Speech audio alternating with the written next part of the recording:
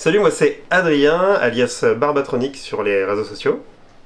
Et je suis Jules, des Caribous. Notre équipe Les Caribous participe depuis maintenant 10 ans à la Coupe de France de robotique. La Coupe de France de robotique, c'est un événement de robotique qui regroupe plus d'une centaine d'équipes par an. Donc des équipes principalement d'écoles d'ingénieurs, mais pas que. Il y a également des équipes qui sont des équipes autonomes. Nous, on a commencé en tant qu'équipe d'écoles d'ingénieurs et aujourd'hui, on est hébergé dans l'association du même nom, l'association Les Caribous, et on participe en dehors de l'école. Alors nous, nos objectifs, c'est plutôt de faire des robots qui sont assez simples techniquement. Voilà, on utilise des actionneurs et des capteurs qui sont pas trop chers et qui sont faciles à prendre en main, de façon à ce que tout le monde puisse se les procurer, se les approprier.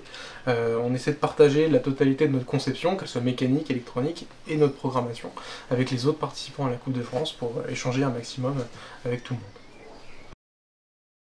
Si c'est votre première participation pour la Coupe de France de robotique, le premier conseil que je peux vous donner, c'est absolument de vous occuper de la base roulante et de faire une base roulante de robot qui puisse aller d'un point A à un point B. C'est vraiment le principal conseil. À partir du moment où vous avez une structure qui vous permet de faire ça, après derrière, vous pouvez faire un maximum de points avec un minimum d'actionneurs et les actionneurs, vous pouvez les rajouter par la suite. Un deuxième conseil pour participer à la coupe, de façon à bien se préparer, ça serait bien d'avoir une table de robotique, au moins une demi-table si ça prend trop de place, pour pouvoir commencer à effectuer des tests avec le robot. Donc voilà, c'est pas très compliqué à faire, c'est quelques planches, tous les modèles 3D sont en ligne.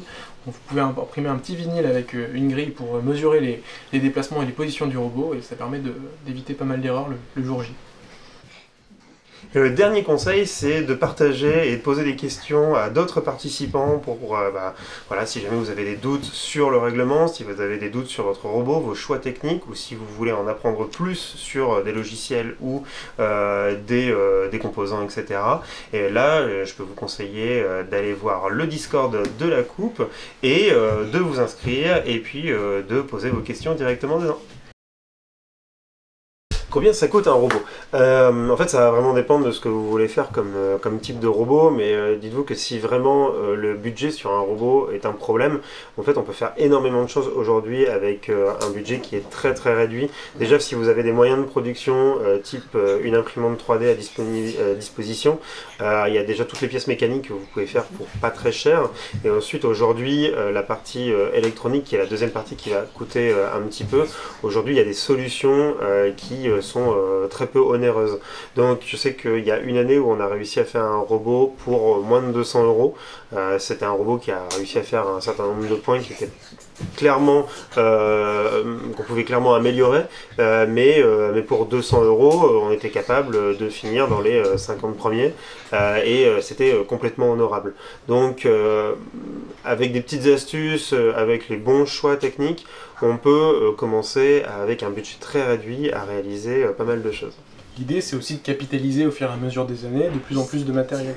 On va commencer petit pour aller vers des robots plus élaborés en accumulant du matériel et des connaissances.